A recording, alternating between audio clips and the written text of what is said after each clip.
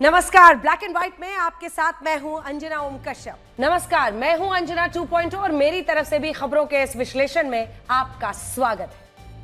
आज सबसे पहले शांत माने जाने वाले केंद्र शासित प्रदेश लद्दाख से आई उन तस्वीरों का विश्लेषण करेंगे जहां प्रदर्शनकारियों ने बीजेपी दफ्तर फूंक दिया, सीआरपीएफ की गाड़ी फूंक दी। प्रदर्शनकारियों की सुरक्षा बलों से झड़प भी हुई।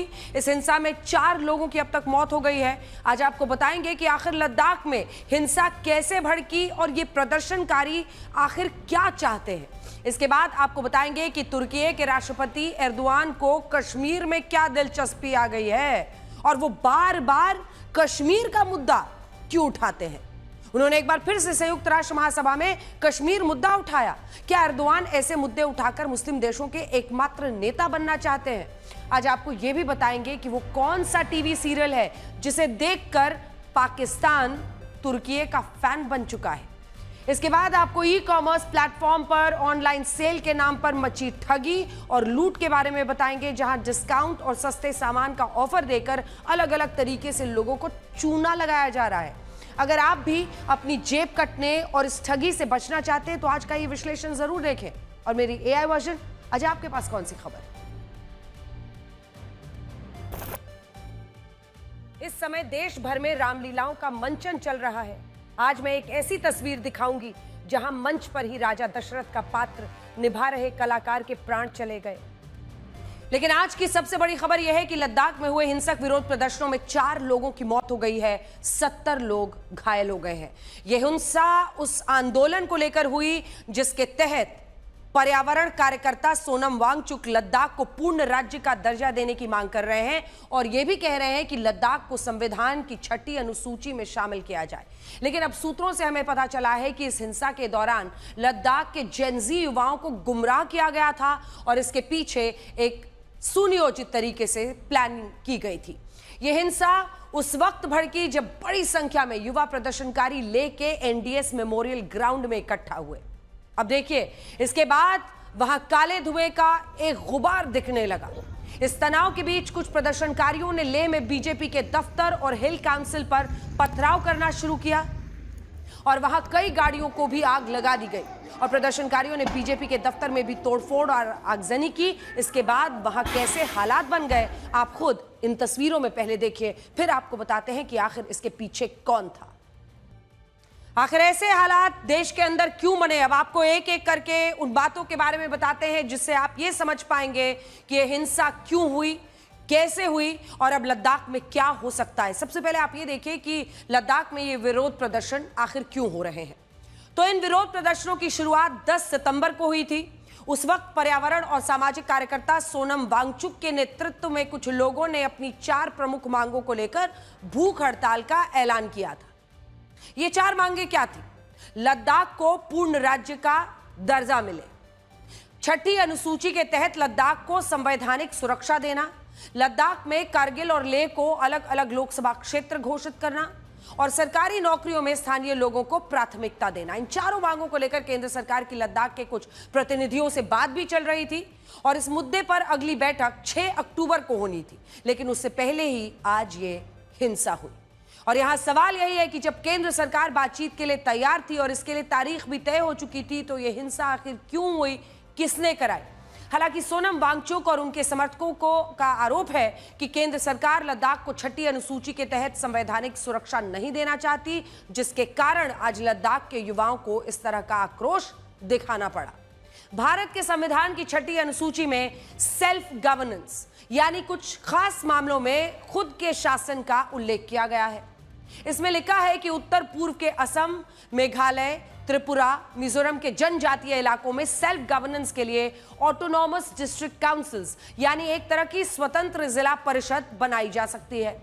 इन परिषद को यह अधिकार दिए जा सकते हैं कि वो अपने जनजातीय इलाकों में जमीन, जंगल से जुड़े नियम बना सके, स्थानीय प्रशासन और शासन से जुड़े कानून बना सके और अपनी परंपराओं, रीति रिवाजों, जो भी संस्कृति है उसकी रक्षा कर सके। और अभी सोनम वांगचुक और उनके समर्थक चाहते हैं कि अधिकार लद्दाख को दिए जाएं और इसके पीछे वो ये तर्क देते हैं कि लद्दाख में अनुसूचित जनजाति की आबादी लगभग 97% है, जिसमें लेह में 66.8%, नुब्रा जहां पर 73.35%, खालसी में 97% के आसपास, साकू में 89%, करगिल में 83% और जांस्कर में 99% आबादी अनुसूचित जनजाति की है। पूरा लिस्ट आपके सामने स्क्रीन पर है। अब दूसरे सवाल पर आते हैं कि इन मांगों के पीछे दो बड़े संगठन कौन से हैं, कौन कर रहा है। इनमें पहले संगठन का नाम है लेह एपेक्स बॉडी, जिसका गठन ही साल 2020 में हुआ था, और दूसरे संगठन का नाम है करगिल डेमोक्रेटिक अलायंस, और यह भी 2020 में बना।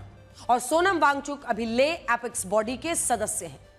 इसके अलावा ये दोनों संगठन साल 2020 से साथ हैं, और इन्हीं दोनों संगठनों के प्रतिनिधियों ने केंद्र सरकार के साथ बातचीत की थी।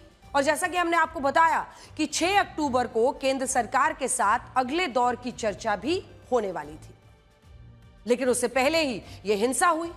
और यह हिंसा क्यों हुई, अब वो समझिए। सोनम वांगचुक और उनके समर्थक 10 सितंबर से भूख हड़ताल पर बैठे थे, लेकिन इस दौरान 23 सितंबर को इस भूख हड़ताल में 2 प्रदर्शनकारी बेहोश हो गए, जिनमें एक बुजुर्ग महिला भी शामिल थी। इस घटना के बाद लेह एपेक्स बॉडी के प्रदर्शनकारी आक्रोशित हो गए और उन्हें यह लगा कि अब भूख हड़ताल से बात नहीं बनेगी। इसके बाद इस संगठन की युवा शाखा ने आज लेह में बंद का आह्वान किया, और यह कहा गया कि सारे प्रदर्शनकारी लेह में बीजेपी के दफ्तर के बाहर एक विशाल जनसभा में शामिल होंगे। लेकिन इसके बाद करगिल डेमोक्रेटिक अलायंस के लोगों ने भी इस बंद को अपना समर्थन दे दिया और यह ऐलान किया कि पूरे लद्दाख में आज बंद रखा जाएगा। और इस सब के बाद लेह में यह बंद हिंसक हो गया, और इसमें अब तक 4 लोगों की मौत की पुष्टि हो चुकी है। हालांकि यहां सोनम वांगचुक को लेकर भी सवाल खड़े हो रहे हैं, जिन्होंने अब तक शांतिपूर्ण विरोध प्रदर्शनों की बात की थी। अब वो हर रोज अपनी भूख हड़ताल के नए नए वीडियो बनाकर सोशल मीडिया पर पोस्ट कर रहे थे। कुछ देर पहले खबर आई कि उन्होंने भी ये गुजारिश की है, ये प्रार्थना की है कि कोई भी हिंसा को ना बढ़ाए आगे। लेकिन आज हिंसा के वक्त सोनम वांगचुक का उस वक्त बयान नहीं आया, और अब वो ये कह रहे हैं कि ये हिंसा लद्दाख के जेनजी युवाओं की भड़ास थी। पहले सुनिए। तो वांगचुक साहब इस बात पर सफाई दे रहे थे कि मैं जेनजी शब्द का इस्तेमाल नहीं करता हूं, मैं युवा शब्द का इस्तेमाल करता हूं। बाद में उन्होंने ये अपील भी की कि शांति बनाकर रखी जाए, लेकिन पहले ऐसे के वीडियोस रोज आ रहे थे। मैं आपको बड़ी स्क्रीन पर यह दिखाती हूं कि बीजेपी आईटी सेल के हेड अमित मालवीय ने इस हिंसा को लेकर कांग्रेस पर क्या आरोप लगाए हैं, क्योंकि ये बहुत अहमियत रखता है।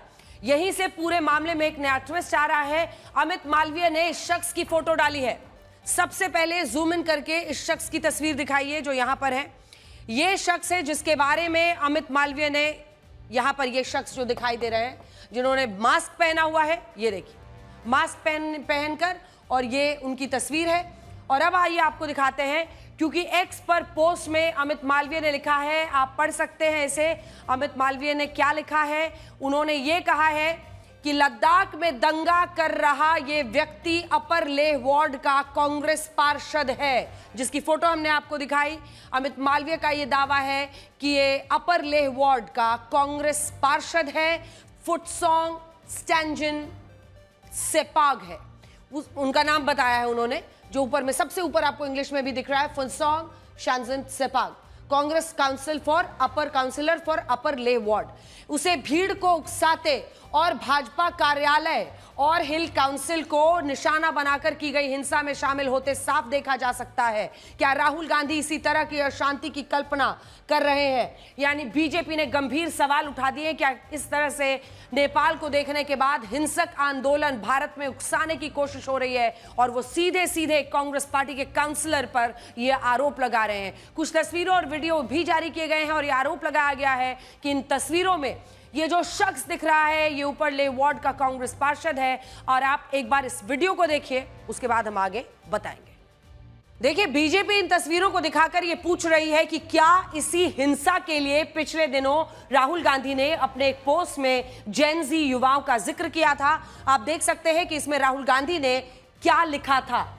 देश के युवा, देश के स्टूडेंट्स, देश की जेन जी संविधान को बचाएंगे, लोकतंत्र की रक्षा करेंगे, वोट चोरी को रोकेंगे, मैं उनके साथ हमेशा खड़ा हूं, जय हिंद। जिसको लेकर बीजेपी ने सीधा आरोप लगाया था और यह दावा किया था कि नेपाल में जैसे जेन जी आंदोलन के नाम से फैला था, जानबूझकर जेन जी शब्द का इस्तेमाल करके एक हिंसक आंदोलन को उकसाने की कोशिश राहुल गांधी कर रहे हैं। यह बीजेपी उन पर आरोप लगा रही है। इन आरोपों पर अब तक कांग्रेस की तरफ से कोई स्पष्टीकरण नहीं आया और जैसे ही इस पर कांग्रेस का कोई जवाब आएगा हम आपको जरूर दिखाएंगे, क्योंकि कांग्रेस पार्टी के जितने भी नेता इस मुद्दे पर सामने आए उन्होंने यही कहा कि अगर युवाओं में अपने देश के लिए जज्बा उठा रहे हैं राहुल गांधी तो इसमें क्या गलत है। अगर वो जेनजी शब्द का इस्तेमाल कर रहे हैं, वो तो युवा भी लिख रहे हैं, छात्र, वही अम्ब्रेला जो कवर था वो देने की कोशिश कांग्रेस पार्टी की तरफ से जरूर हुई, लेकिन जेनजी, नेपाल कनेक्शन, इस पर क्या जवाब है। हम आपको यहां यह भी बताना चाहते हैं कि 3 लाख की आबादी वाले लद्दाख में लगभग 23% युवा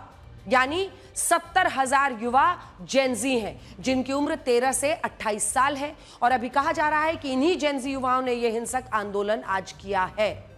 साल 2019 में जब केंद्र सरकार ने जम्मू कश्मीर से धारा 370 और अनुच्छेद 35A को हटाया था, तब जम्मू कश्मीर और लद्दाख केंद्र शासित प्रदेश बन गए थे और इसी के बाद से लद्दाख को पूर्ण राज्य का दर्जा देने की मांग हो रही है और सोनम वांगचुक लद्दाख को 6ठी अनुसूची में शामिल करने की मांग कर रहे हैं।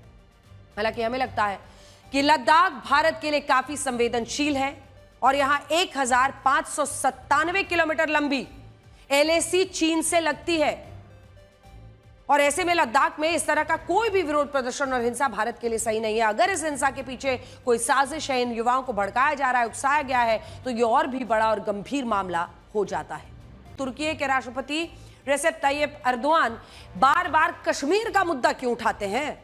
इस बार भी उन्होंने संयुक्त राष्ट्र की महासभा में ये कहा है कि कश्मीर मुद्दे का समाधान UN के प्रस्तावों के तहत होना चाहिए, न लेना न देना। बेगानी शादी में अब्दुल्ला दीवाना हुआ जा रहा है, तुर्की के राष्ट्रपति एर्दोआन दीवाना हुए जा रहे हैं और वो ये भी कह रहे हैं कि आतंकवाद पर रोकथाम के लिए भारत और पाकिस्तान के बीच सहयोग जरूरी है। लेकिन हमारा सवाल यह है कि जिस पाकिस्तान में आतंकी खुलेआम रैलियां करते हैं, जिन आतंकियों को तुर्की से वैचारिक समर्थन मिलता है, जहां पर हथियारों को लेकर, पैसे को लेकर, नैतिक सहयोग सब कुछ तुर्की देने को तैयार है, उस पाकिस्तान के साथ भारत का क्या सहयोग हो सकता है? और तुर्की के राष्ट्रपति एर्दोआन किस मुंह से कश्मीर की बात करते हैं? कश्मीर हमेशा से भारत का था, भारत का है, भारत का रहेगा। और प्रधानमंत्री मोदी ने साफ शब्दों में कहा है कि अब पाकिस्तान से कश्मीर पर तभी बात होगी जिस दिन वो POK हमें सौंपने के लिए तैयार हो जाएगा। Esteemed friends, in South Asia, we consider the preservation of peace and stability to be of utmost importance. We are pleased with the ceasefire achieved following the tensions last April between Pakistan and India, the tension which had escalated into a conflict. It is important to see a cooperation between the two countries when it comes to counterterrorism. The issue of Kashmir should be resolved on the basis of resolutions of the UN for the best for our brothers and sisters in Kashmir through dialogue, we hope. बड़ा सवाल यह है कि तुर्की बार बार कश्मीर का मुद्दा क्यों उठाता है और पाकिस्तान और तुर्की की दोस्ती का असली कनेक्शन आखिर है क्या? तो जरा ध्यान से सुनिए। ये कहानी असल में कश्मीर की है ही नहीं। तुर्की के राष्ट्रपति एर्दोआन के लिए कश्मीर सिर्फ एक राजनीतिक मुद्दा है जिससे वो अपनी एक खास छवि बनाना चाहते हैं, एक ऐसी छवि जिसमें दुनिया के 190 करोड़ मुसलमान उन्हें अपना नेता माने। राष्ट्रपति एर्दोआन का शुरुआत से ही ये सपना रहा है कि वो दुनिया में उस्मानिया सल्तनत को जीवित करे। ओटोमैन एम्पायर, अगर आपने पढ़ा हो, सुना हो, जिस तरह उस्मानिया सल्तनत ने यूरोप, एशिया, अफ्रीका के कई देशों पर राज किया, इसके सुल्तान को पूरी दुनिया के मुस्लिम जगत ने अपना नेता माना, वैसे ही राष्ट्रपति एर्दोआन भी चाहते हैं कि आज दुनिया भर के मुस्लिम उन्हें ही अपना नेता माने, अपना राजा माने।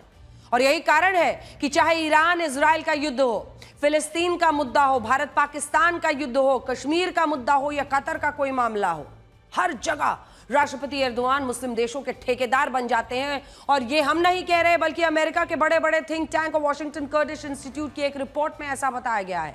इसमें लिखा है कि राष्ट्रपति एर्दोआन जब इस्तांबुल के मेयर थे, यानी तुर्की की राजधानी इस्तांबुल के सिर्फ मेयर थे, तभी से उनका यह ख्वाब था कि उनका कद दुनिया में उस्मानिया सल्तनत के सुल्तान जैसा हो जाए, ऑटोमन एम्पायर के एम्परर की तरह हो जाए। और क्योंकि वो इस्तांबुल में जन्मे, जिसे साल 1453 में उस्मानिया सल्तनत ने अपनी राजधानी बनाया था, इसीलिए वो इस सल्तनत को अपना पूर्वज मानने लगे और धीरे धीरे वैश्विक राजनीति में उन्होंने खुद को सुन्नी इस्लाम का रक्षक बताना शुरू किया ताकि अरब और मुस्लिम देशों में उनका एक प्रभाव बढ़े, और पाकिस्तान में ऐसा ही हुआ है।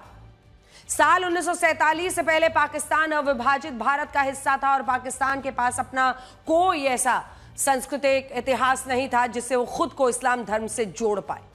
उसने मोहम्मद गौरी, अहमद शाह अब्दाली और बाबर जैसे मुस्लिम आक्रमणकारियों को अपना नायक बनाया, लेकिन यह इतिहास उसे भारत की याद दिलाता रहा। और इसी के बाद पाकिस्तान ने दूसरे मुस्लिम देशों की तरफ देखा और उनकी संस्कृति से खुद को जोड़ने की खूब कोशिशें की। इनमें पहले पाकिस्तान सऊदी अरब के पीछे चला, बाद में तुर्की के साथ उसने अपना सांस्कृतिक और ऐतिहासिक रिश्ता बनाया। लेकिन ये बात बहुत कम लोग जानते हैं कि पाकिस्तान और तुर्की के बीच ये भाईचारे का रिश्ता एक टीवी सीरियल से और भी मजबूत हुआ। इस टीवी सीरियल का नाम है एर्तुगरुल गाजी, जिसमें तुर्की के इतिहास और इस्लामिक संस्कृति को दिखाया गया है। साल 2014 से 2019 के बीच जब यह टीवी सीरीज आया, तब पाकिस्तान में इसकी लोकप्रियता तुर्की से भी कई गुना ज्यादा रही। और पाकिस्तान में गूगल पर जिस शब्द को सबसे ज्यादा बार बार सर्च किया गया वो शब्द ऑटोमन था, जिसकी बात हम आपको बता रहे हैं। हिंदी में ऑटोमन एम्पायर को ही उस्मानिया सल्तनत कहते हैं।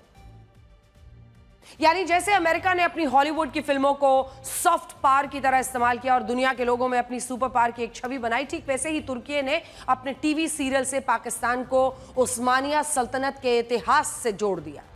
और आज आप देखिए कि पाकिस्तान तुर्की को अपना बड़ा भाई मानता है और तुर्की के राष्ट्रपति मुस्लिम जगत को ठेकेदार बनते हुए फिलिस्तीन, ईरान, लेबनान से लेकर कश्मीर पर अब अपना ज्ञान देने लगे हैं। आज भी यही हुआ और ऑपरेशन सिंदूर में भी तुर्की पर आरोप लगे थे कि उसने पाकिस्तान को आर्थिक और सैन्य मदद की थी। आप ये भी कह सकते हैं कि तुर्की और पाकिस्तान जैसे देश धर्म के नाम पर अपनी एक टीम बनाकर यह एजेंडा चला रहे हैं और इसमें अमेरिका जैसे देश अपने हितों के लिए इनकी मदद तक करने को तैयार है। मैं आपको बड़ी स्क्रीन पर कुछ तस्वीरें दिखाना चाहती हूं जिनमें न्यूयॉर्क में अमेरिकी राष्ट्रपति डोनाल्ड ट्रंप ने इस्लामिक देशों के साथ एक बैठक की है। जरा इसको देखिए। इस बैठक में आप देखेंगे कि तस्वीर साफ होती है कि आखिर पाकिस्तान को लेकर, तुर्की को लेकर, तमाम इस्लामिक देशों को लेकर क्या रवैया रहा है डोनाल्ड ट्रंप का।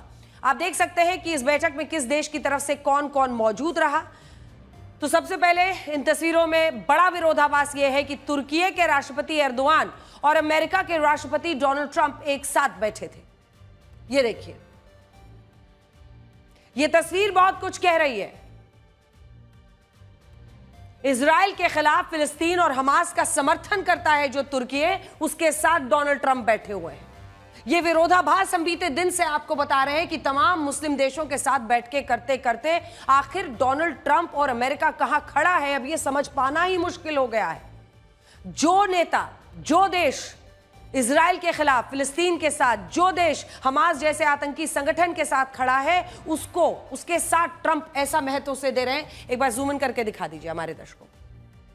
ये देखिए, ये सामने वाली तस्वीर जिसमें तुर्की, यूनाइटेड स्टेट्स एक साथ बैठे हैं। इधर आपको यूनाइटेड अरब एमिरेट्स, इंडोनेशिया, तमाम अन्य देश जो सऊदी अरब, ये तमाम देश हैं, ये साइड में बैठे हुए हैं। लेकिन शहबाज शरीफ के साथ किसने तशरीफ रखी हुई है? डोनाल्ड ट्रंप ने। और अमेरिका वो देश है जो इजराइल और का नेचुरल एलाय है और राष्ट्रपति ट्रंप कहते हैं कि वो इजराइल का साथ कभी नहीं छोड़ेंगे और हमास को गाजा से बाहर जाना होगा। सोचिए इस हिपोक्रेसी को क्या नाम दे और इस बैठक का क्या मतलब निकाला जाए। वैसे आज इन तस्वीरों की भी काफी चर्चा हो रही है जिसमें पाकिस्तान के प्रधानमंत्री शहबाज शरीफ ने राष्ट्रपति डोनाल्ड ट्रंप के साथ अपना वीडियो बनवाने के लिए उनका हाथ पकड़ लिया और ये दिखाने की कोशिश की कि राष्ट्रपति ट्रंप तो उन्हें बहुत सम्मान देते हैं और शहबाज शरीफ और राष्ट्रपति ट्रंप के बीच बराबर की दोस्ती है। ऑकवर्ड हैंडशेक इसे कहा जा रहा है। जी हाँ, हकीकत यह है कि दुनिया इसे ऑकवर्ड हैंडशेक कह रही है, जिसका मतलब होता है ऐसे हाथ मिलाना जिसमें दोनों नेता असहज महसूस करें और जो थोड़ा गड़बड़ या अजीब लगे। खुद देखिए इस वीडियो को पहले।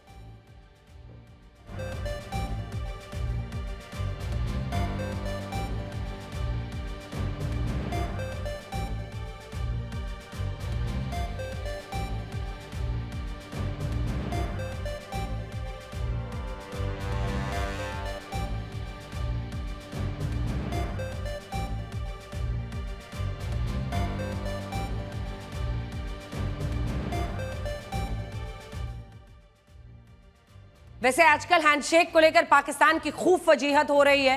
पहले एशिया कप में भारत के खिलाड़ियों ने हाथ मिलाने से इनकार किया तो पाकिस्तान की काफी उस वक्त बेइज्जती हुई, और अब प्रधानमंत्री शहबाज शरीफ ने जबरदस्ती राष्ट्रपति ट्रंप से हाथ मिलाने की कोशिश की है, तो फिर से पाकिस्तान की फजीहत हो रही है। आइए आपको दिखाते हैं ये दो तस्वीरें। एशिया कप में भारतीय टीम ने हाथ नहीं मिलाया तो रोने धोने लगे आईसीसी के सामने, और इधर शहबाज शरीफ जाकर हाथ मिलाने के लिए, जबरन हाथ मिलाने के लिए, डोनाल्ड ट्रंप के साथ एक वीडियो बनवाने के लिए, क्योंकि इतनी फजीहत पिछली बार हुई थी जब तमाम नेता प्रधानमंत्री नरेंद्र मोदी के साथ आगे निकल गए थे एससीओ की बैठक में, और शहबाज शरीफ बिल्कुल गार्ड की तरह, एक वेटर की तरह साइड में खड़े रह गए थे। तो इस बार उन्होंने सोचा कि मौका मिला है, हाथ मिला लो, वीडियो बन जाएगा, देश में फैला देंगे, कह देंगे हमारी भी इज्जत है, बूट पॉलिश पीएम की भी इज्जत है। वैसे शहबाज शरीफ को दिखास और छपास दोनों की बहुत पुरानी बीमारी है। इसी महीने की 3 तारीख को जब चाइना में विक्ट्री डे परेड हुई थी, हमने आपको दिखाया था ना कैसे पीछे थे, धक्का मुक्की करके जब देखा उन्होंने कि ये तमाम नेता आगे हैं तो वहां पर पहुंच गए, कैमरा फ्रेम में आ ही गए थे। और सऊदी अरब के दौरे को लेकर भी पाकिस्तान के मीडिया ने बड़ी बड़ी डींगे हाकी थी और ये कहा था कि सऊदी अरब ने पहली बार किसी देश के प्रधानमंत्री को 21 तोपों की सलामी दी है और उनके विमान को अपने फाइटर जेट से एस्कॉर्ट किया है, जबकि ये सच नहीं था। इससे पहले कब का भारत के प्रधानमंत्री नरेंद्र मोदी के विमान को भी सऊदी अरब में एस्कॉर्ट किया गया था। 21 तोपों की सलामी कब की मिल चुकी थी।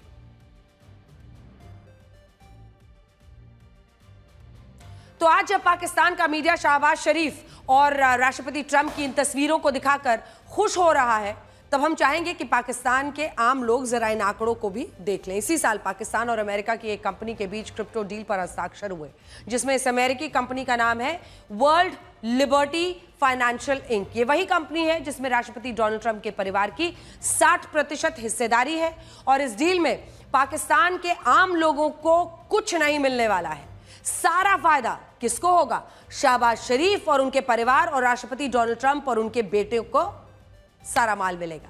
आज ही वर्ल्ड बैंक की एक नई रिपोर्ट आई है जिसके मुताबिक पिछले 3 सालों में पाकिस्तान की गरीबी दर 7% बढ़ी है और साल 2023-24 में ये 25.3% पर पहुंच गई है। साल 2022 में जब से शहबाज शरीफ पाकिस्तान के प्रधानमंत्री बने हैं, तब से पाकिस्तान के लोगों का और भी बुरा हाल हो गया है। वर्ल्ड बैंक ये भी कह रहा है कि पाकिस्तान ने उससे दुनिया भर का लोन लिया है, लेकिन आम जनता को वहां दाने दाने के लिए संघर्ष करना पड़ रहा है। ये दूसरी तस्वीर आप देख ही रहे हैं। एक बार फिर से आपको दिखाते हैं, पाकिस्तान की जनता इसलिए कंगाल हो रही है क्योंकि सारा पैसा सरकार और सेना की जेब में जा रहा है। ये देखिए शहबाज शरीफ, ये तस्वीर जिसमें आप देखेंगे शहबाज शरीफ की जो कंपनी है, संपत्ति है, कितनी है? 41.73 करोड़ पाकिस्तानी रुपया। उद्योगपति भी है शहबाज शरीफ, शरीफ ग्रुप ऑफ कंपनीज है, स्टील फैक्ट्री और शुगर मिल्स है उनके। 13 कंपनियों में शहबाज शरीफ परिवार का पैसा है। शहबाज शरीफ के 2 बेटों पर आरोप है कि उन्होंने 700 करोड़ की मनी लॉन्ड्रिंग की है। इनके चेहरे दिखा दीजिए जरा, ये उनके 2 बेटे हैं, हमजा शहबाज और सलमान शहबाज नाम है, और इन पर आरोप है कि 700 करोड़ रुपए की मनी लॉन्ड्रिंग इन दोनों ने की है। लेकिन इससे फर्क क्या पड़ता है? पाकिस्तान में तो शहबाज शरीफ और उनका परिवार सेना की मदद से खूब पैसा छाप रहा है और पाकिस्तान की जनता गरीबी और आटे की लाइनों में मर रही है, और यह भ्रष्टाचार पाकिस्तान के क्रिकेट बोर्ड तक फैला है।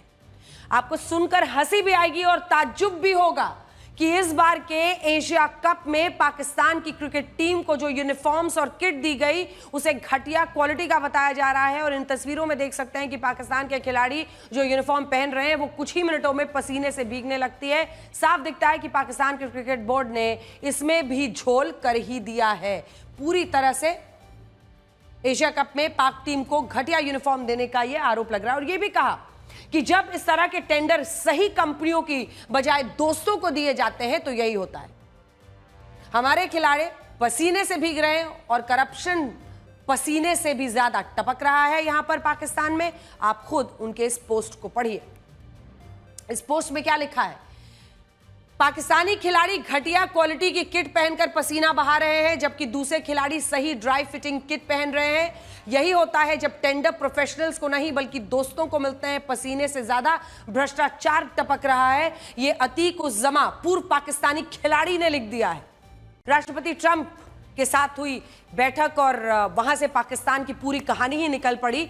लेकिन इस बैठक में पाकिस्तान समेत सभी मुस्लिम देशों ने फिलिस्तीन के मुद्दे पर चर्चा की और इससे पहले तुर्की ने हमास को आतंकी संगठन मानने से भी इनकार कर दिया। लेकिन इस सब के बीच मुस्लिम देशों को इस राजनीति को इंडोनेशिया के राष्ट्रपति प्रबोवो सुबियांतो ने आईना दिखा दिया। उन्होंने संयुक्त राष्ट्र की महासभा में कहा कि दुनिया को इजराइल के वजूद और उसकी सुरक्षा को भी स्वीकार करना होगा और जब तक इजराइल को सुरक्षा की गारंटी नहीं दी जाएगी तब तक असली शांति स्थापित नहीं हो सकेगी। सुनिए। Indonesia's complete support for the two-state solution in Palestine. We must have an independent Palestine, but we must also recognize, we must also respect, and we must also guarantee the safety and security of Israel. Only then we can have real peace, and no longer hate and no longer suspicion. The only solution is this two-state solution. Two descendants of Abraham must live in reconciliation, peace and harmony. जिस बात को कहने की हिम्मत कई लोग नहीं कर रहे हैं वो इंडोनेशिया ने कही है। सोचिए, इंडोनेशिया इस दुनिया में सबसे ज्यादा मुस्लिम आबादी वाला देश है। इंडोनेशिया में 88% आबादी मुसलमानों की है, जो पाकिस्तान धर्म के नाम पर दिन रात जहर घोलने का काम करता है, आतंकवाद की फैक्ट्री चलाता है। उससे ज्यादा मुसलमान इंडोनेशिया में रहते हैं। लेकिन इसके बावजूद इंडोनेशिया इस बात को समझता है कि दुनिया सिर्फ एक धर्म से नहीं चल सकती और यहां बाकी धर्मों की सुरक्षा को भी सुनिश्चित करना ही होगा। एक जमाने में इंडोनेशिया में बहुसंख्यक आबादी हिंदू और बौद्ध धर्म के लोगों की होती थी और दक्षिण भारत के चोल राजवंश का प्रभाव इंडोनेशिया के सुमात्रा तक था। लेकिन इसके बाद इंडोनेशिया में इस्लाम धर्म का विस्तार हुआ। धीरे धीरे यह देश दुनिया की सबसे बड़ी मुस्लिम आबादी वाला देश बन गया और यह भी कहा जाने लगा कि इंडोनेशिया में एक ऐसी पवित्र गुफा है जिसमें सऊदी अरब के मक्का जाने का गुप्त मार्ग छिपा है। बड़ी बात यह है कि इंडोनेशिया की आबादी और वहां के लोगों का धर्म बदला, लेकिन उसकी संस्कृति में हिंदू और बौद्ध धर्म की झलक हमेशा देखी गई। और आप संयुक्त राष्ट्र में उनका ये भाषण सुनिए जिसमें उन्होंने इस्लाम धर्म के अभिवादन के साथ ओम शांति ओम और नमो बुद्धाय भी कहा। सुनिए। Arabs, Jews, Muslims, Christians, Hindus, Buddhists, all religions, we must live as one human family. Thank you. Wassalamualaikum warahmatullahi wabarakatuh.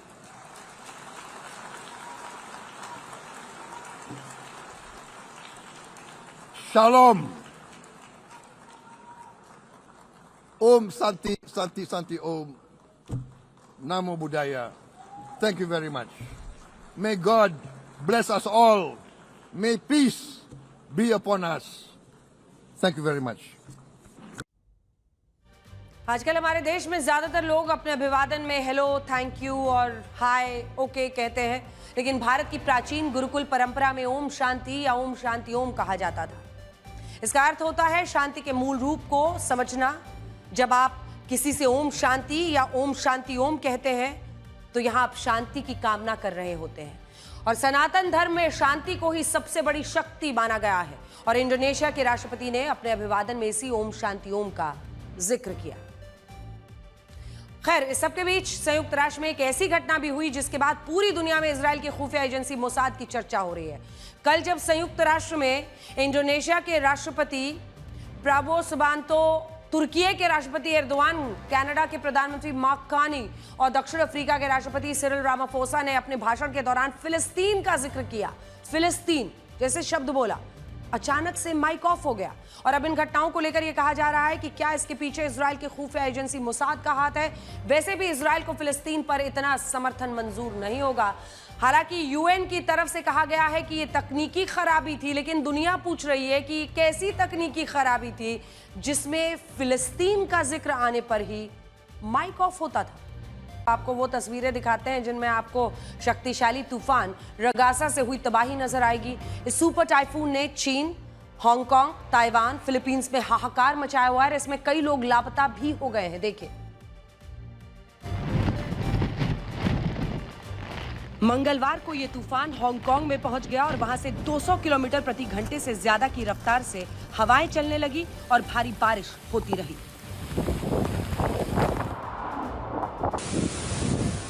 Hong Kong मौसम विभाग ने 4 मीटर ऊंची समुद्री लहरें उठने की चेतावनी जारी की है। बुधवार को हांगकांग में समुद्री किनारे बनी बिल्डिंग्स और होटल्स को इस तूफान ने भारी नुकसान पहुंचाया। कई होटल्स में समुद्र का पानी भर गया, जहां से किसी तरह लोगों को निकाला जा सका। तूफान की वजह से सैकड़ों हवाई उड़ानें रद्द करनी पड़ी। ये तूफान दक्षिण चीन सागर में उठा और इसके आसपास के देशों में तबाही मचाई। ये तूफान सबसे पहले उत्तरी फिलीपींस से टकराया, वहां भारी नुकसान हुआ। इसके बाद ताइवान की ओर बढ़ा, जहां एक झील भी फट गई। ताइवान में हालात और भी खराब हैं। भारी बारिश से लैंडस्लाइड और जलभराव की घटनाएं हो रही हैं। ताइवान में इस महातूफान से 15 से ज्यादा लोगों की मौत हो गई और 100 से ज्यादा लोग लापता हैं। कई गांव बाढ़ में डूब गए हैं। तूफान के साथ बाढ़ और बारिश की वजह से लोग घरों में ही फंस गए, जिसके बाद ताइवान की सेना ने टैंकों से राहत सामग्री लोगों में बांटी। सुपर टाइफून रगासा ने ताइवान पहुंचने से पहले फिलीपींस के कुछ इलाकों को तबाह कर दिया। तेज हवाओं और लगातार बारिश के कारण हजारों लोगों को अपने घरों से बाहर निकलने पर मजबूर होना पड़ा, जिससे इमारत को नुकसान होने पर जान बचाई जा सके। इस तूफान की वजह से चीन ने समुद्र के किनारे वाले इलाकों से 20 लाख लोगों को दूसरी जगह भेजा, जबकि 10 शहरों में स्कूलों को बंद करना पड़ा। चीन ने 3 मीटर ऊंची समुद्री लहरों की चेतावनी जारी की है। एक तरफ ताइवान और हांगकांग जैसे देश सुपर टाइफून से संघर्ष कर रहे हैं, दूसरी तरफ हमारे अपने देश भारत के कई राज्यों में बाढ़ बारिश की वजह से हालात खराब हो चुके हैं। महाराष्ट्र के कई जिले बाढ़ का असर झेल रहे हैं। धाराशिव, जालना, नवसारी, नासिक और हिंगोली के कई गांव पानी में डूब चुके हैं। सेना और एनडीआरएफ की टीमें राहत और बचाव में जुटी हैं। धाराशिव के परांडा तहसील में हालात गंभीर हैं और गांवों से संपर्क टूट गया है। यहां सेना ने बाढ़ में फंसी बुजुर्ग महिलाओं को हेलीकॉप्टर से बचाया। महाराष्ट्र में भारी बारिश और बाढ़ की वजह से 8 लोगों की मौत हो चुकी है। हजारों एकड़ फसल बर्बाद हो चुकी है। सैकड़ों पशुओं की बाढ़ की वजह से मौत हो चुकी है। महाराष्ट्र में अभी कई दिनों तक भारी बारिश की चेतावनी जारी की गई है। मराठवाड़ा क्षेत्र के कई जिलों में खेत खलिहान पूरी तरह पानी में डूब गए हैं। नदी और नालों में उफान आने से कई गांवों का संपर्क कट गया है और घरों तक पानी घुस आया। दर्जनों मकान जमींदोज हो गए हैं। दूसरी तरफ पश्चिम बंगाल का भी बुरा हाल है। कोलकाता में बारिश ने नया रिकॉर्ड बना दिया और वहां बारिश और करंट लगने की वजह से 10 से ज्यादा लोगों की मौत हो चुकी है। कोलकाता की सड़कों पर जल जमाव ने हालात बिगाड़ दिए। निकासी बाधित होने की वजह से कई इलाकों में पानी बहुत सीधी गति से उतर रहा है। कई स्कूलों को राहत शिविरों में बदल दिया गया है। यातायात अभी भी लगभग ठप पड़ा है। और महाराष्ट्र से पहले कोलकाता में भी 24 घंटे से कम समय में लगभग 251.4 मिलीमीटर बारिश हुई और कोलकाता में 24 घंटे के बाद भी सड़कों पर जमा हुआ पानी निकला नहीं है। आपको उत्तराखंड के सबऑर्डिनेट सर्विस सिलेक्शन कमीशन की परीक्षा में हुई पेपर चोरी के बारे में बताते हैं। ये परीक्षा 21 सितंबर को हुई, जिसका क्वेश्चन पेपर लीक हो गया और इसके बाद से छात्र सड़कों पर उतर आए। नाराज छात्रों की मांग है कि इस पेपर को रद्द करने के साथ सीबीआई जांच की जाए और दोषियों पर कड़ी कार्रवाई हो। उत्तराखंड के अलग अलग शहरों में छात्र सड़कों पर हैं। नाराजगी इस बात की है कि हर बार उनकी मेहनत के साथ अन्याय होता है। देहरादून में पिछले 3 दिन से नाराज छात्र परेड ग्राउंड में धरने पर बैठे हैं। जब तक सीबीआई इन्वेस्टिगेशन नहीं करेगी यहाँ पे, तब तक यहाँ से युवा हटेगा नहीं। हमें जो है ओनली सीबीआई चाहिए। छात्रों का कहना है कि वो सालों से परीक्षा की तैयारी करते हैं और जब परीक्षा होती है तो पेपर लीक हो जाता है। पुलिस ने पेपर लीक के इस मामले में मोहम्मद खालिद नाम के आरोपी को गिरफ्तार किया और उससे पूछताछ की जा रही है। पुलिस इसे पेपर लीक के बजाय एक व्यक्ति को परीक्षा पास कराने की साजिश मान रही है और अभी पुलिस को खालिद का मोबाइल नहीं मिला है। लेकिन सवाल यही है कि आखिर उन बच्चों की जवाबदेही किसकी है जिन्होंने सालों साल मेहनत की। उनके लिए तो पेपर लीक यानी एक साल बर्बाद। ऐसे में सवाल ये उठता है कि आखिर पुलिस प्रशासन और जो पूरी व्यवस्था है वो पेपर लीक को रोकने में अलग अलग राज्यों में क्यों नाकाम हो रही है। हिमाचल प्रदेश के चंबा में रामलीला के मंचन के दौरान राजा दशरथ का किरदार निभा रहे कलाकार को मंच पर ही हार्ट अटैक आ गया। इन तस्वीरों ने सबको डरा दिया है। हिमाचल प्रदेश के चंबा में 73 साल के अमरेश महाजन भगवान श्री राम के पिता दशरथ की भूमिका निभा रहे थे। राजा दशरथ अपने सिंहासन पर थे और उनका दरबार लगा हुआ था। इस दौरान दशरथ की भूमिका निभा रहे अमरेश महाजन सिंहासन पर ही लुढ़क गए। ये घटना वीडियो में रिकॉर्ड हो गई। दावा है कि हार्ट अटैक से करीब 1 मिनट पहले ही मंच पर दशरथ और विश्वामित्र में संवाद हो रहा था। इसमें श्री राम और लक्ष्मण को लेने आए विश्वामित्र पूछते हैं, राजा दशरथ आप मेरे लिए क्या कर सकते हैं? इस पर दशरथ ने हंसते हुए कहा, आपके लिए प्राण भी न्योछावर कर दूंगा। इसके कुछ क्षण बाद ही दशरथ का किरदार निभा रहे अमरेश महाजन अचेत हो गए। अस्पताल में उन्हें मृत घोषित कर दिया गया। वो रामलीला में करीब 40 सालों से राजा दशरथ की भूमिका निभा रहे थे। इस तरह की घटनाएं डरा देती हैं और ये पहली बार नहीं है जब इस तरह से किसी को अचानक हार्ट अटैक आया और उसकी मौत हुई है। अब आपको महिलाओं के कपड़ों को लेकर संकुचित सोच की एक तस्वीर दिखाते हैं, जहां कुछ लोग आज भी ये तय करना चाहते हैं कि महिलाएं क्या पहने और क्या ना पहने। तमिलनाडु के कोयम्बटूर में एक लड़की फ्लावर मार्केट में पहुंची हुई थी, जहां कुछ लोगों ने उसे परेशान करना शुरू किया क्योंकि उन्हें इस लड़की के स्लीवलेस कुर्ते पर आपत्ति थी। इस दौरान नैतिकता के इन कथित ठेकेदारों ने इस लड़की को घेर लिया और उसे उसके पहनावे के लिए धमकियां देने लगे,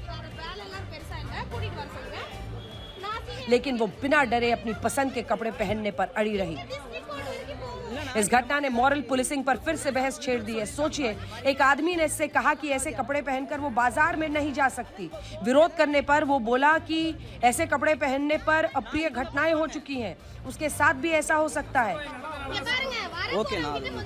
इसके बाद और लोग भी इस लड़की के कपड़ों पर विरोध करने लगे। ये खुली गुंडागर्दी होती रही। नवरात्रि, दशहरा और दिवाली के आने की खबर बाजार की हलचल से मिल जाती है। इन त्योहारों पर आप खुश हो या ना हो, लेकिन ई कॉमर्स वेबसाइट्स खुशी से नाचने लगती हैं। त्योहारों के आने से पहले ही वेबसाइट्स ऐसा माहौल बनाती हैं कि जैसे अपना सारा सामान फ्री में बांट रहे हैं। डिस्काउंटेड सामान बेचने के लिए बिग बिलियन डे लेकर आते हैं।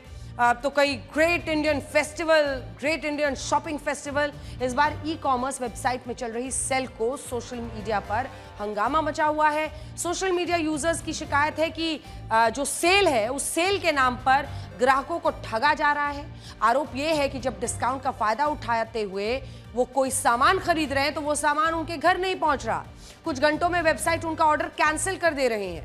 कुछ एक्स यूजर्स ने ई कॉमर्स वेबसाइट पर खरीदारी का स्क्रीनशॉट शेयर किया, जिसमें दिखाया गया कि उनका ऑर्डर रास्ते में ही कैंसिल कर दिया गया, जबकि वो सामान डिलीवरी के लिए भेजा जा चुका था। वजह पूछने पर उन्हें यह बताया गया कि किसी विशेष कारणों से ऑर्डर कैंसिल किया गया है। कुछ एक्स यूजर्स ये भी आरोप लगा रहे हैं कि ई कॉमर्स वेबसाइट्स ग्राहकों को झूठे विज्ञापन देकर फंसा रही हैं। एक यूजर ने आईफोन 16 के सेल वाले विज्ञापन का प्राइस दिखाते हुए सामान की असली कीमत दिखाई। इसमें करीब 18,000 रुपए का अंतर है। सेल में सेल में कीमत कम दिखाई गई, जबकि वेबसाइट पर कीमत ज्यादा है। हमने भी ये टेस्ट किया। हमने ई कॉमर्स वेबसाइट के सेल वाले विज्ञापन में आईफोन 16 प्रो की कीमत देखी, जो थी करीब 72,999 रुपए। लेकिन जब हमने इस पर क्लिक किया और खरीदने के लिए आगे बढ़े तो इस मोबाइल फोन की कीमत हो गई 1,19,000 रुपए, जो करीब 50,000 रुपए ज्यादा थी। कुछ लोग ये भी कह सकते हैं कि विज्ञापन में जो कीमत थी उसके आगे टर्म्स एंड कंडीशंस लागू था, लेकिन टर्म एंड कंडीशन के नाम पर 5 रुपए 50 रुपए नहीं है, सीधा 50,000 रुपए का अंतर ग्राहकों को हजम नहीं हो रहा है। ई कॉमर्स वेबसाइट पर सेल में सस्ता सामान खरीदने आए ग्राहक खुद को ठगा हुआ महसूस कर रहे हैं, क्योंकि विज्ञापनों में सामान को जितना सस्ता होने का दावा किया गया था, असलियत में कीमत उससे कहीं ज्यादा थी। बहुत सारे खरीदारों की एक और शिकायत है जिसके बारे में बहुत कम चर्चा हो रही है। शिकायत यह है कि ये कंपनियां सामान के बिल में कई तरह के फिजूल चार्जेस जोड़कर अवैध वसूली कर रही हैं। आप ये वाला बिल देखिए जो हम आपको दिखा रहे हैं। इसमें सामान की असली कीमत के अलावा कई तरह के चार्जेस जोड़े हैं। असली कीमत है 14,999 रुपए। लेकिन इसके अलावा इसमें ऑफर हैंडलिंग फी, पेमेंट हैंडलिंग फी, प्रोटेक्शन प्रॉमिस फी के नाम पर 206 रुपए ज्यादा लिए। ये किस तरह की फीस है वो कोई नहीं जानता। ये क्यों ली जा रही है इसके बारे में कंपनियां नहीं बताती। सोचिए, ग्राहकों से अवैध वसूली का ये तरीका निकाल लिया गया है। हमने बीते दिन भी आपको दिखाया था कि कैसे ग्राहक जागो ग्राहक, आज तमाम ग्राहकों को जागने के लिए पूरे देश में एक मुहिम चल पड़ी है। और अगर जीएसटी में भी जो नए छूट दी गई है, रियायत दी गई है, उस पर आपको नहीं दिया था तो आप शिकायत कर सकते हैं। सिर्फ यही नहीं, देखिए एक और आपको दिखाते हैं। कैश ऑन डिलीवरी के नाम पर अलग से हैंडलिंग फी ली जा रही है।